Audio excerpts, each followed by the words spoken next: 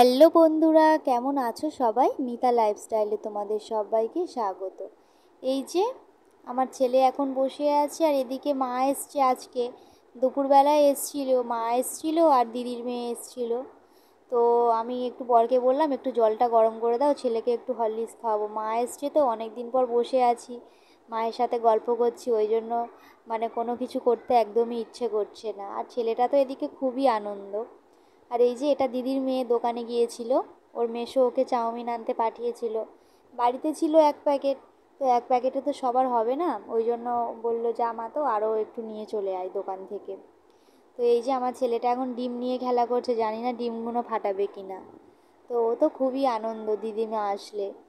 তো আমার মা বলছিল যে ছেলেটার জন্য খুব মনটা খারাপ করছে, কারণ আমরা তো কদিন আগেই গিয়েছিলাম, তো সেই জন্য আমরা চলে এসেছি। তো ওই জন্য মা একটু আসলো, এসে দেখে যাবে বাবুকে। আর একটু সন্ধেবেলা একটু চাউমিন করে দেবো মাদেরকে, ফির রাতের ওইদিকে রান্না বান্না হবে।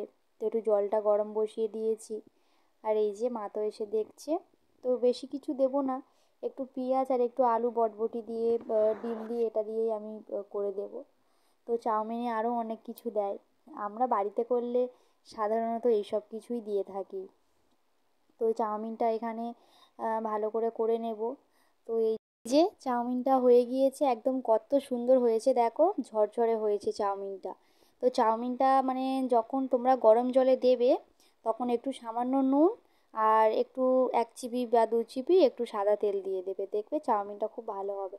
এইখানে আমি বাটিতে তুলে দিয়েছি, মার জন্য, দিদির মেয়ে সবার জন্য দিয়েছি।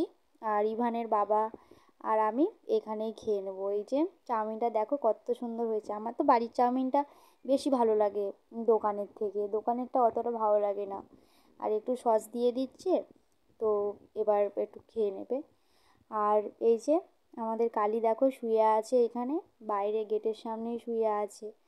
তো আমি এদিকে ভাত বসিয়ে দিয়েছি, রাতে রান্না বান্নাটা করে নেব। তো এখানে এই যে মাছ নিয়ে এসেছিলো আমার শ্বশুর, তো মাছের ঝাল করে নেব, পমফ্রেট মাছের। তো তো বন্ধুরা, তোমাদের ইলিশ মাছটা বেশি ভালো লাগে নাকি পমফ্রেট মাছটা? আমার তো দুটোই ভালো লাগে। আবার ইলিশ মাছটা একটু কাঁটা, তো ওই জন্য কাঁটা যে মাছটাতে একটু কম, সেটাই বেশি ভালো লাগে।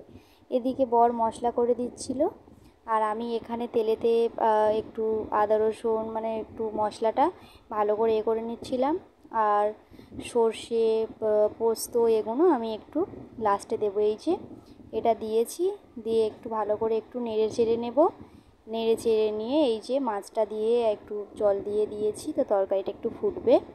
তো তরকারিটা ফোটা হয়ে গেলে একটু সামান্য কাঁচা সর্ষের তেল দিয়ে এটা আমি নামিয়ে নেব।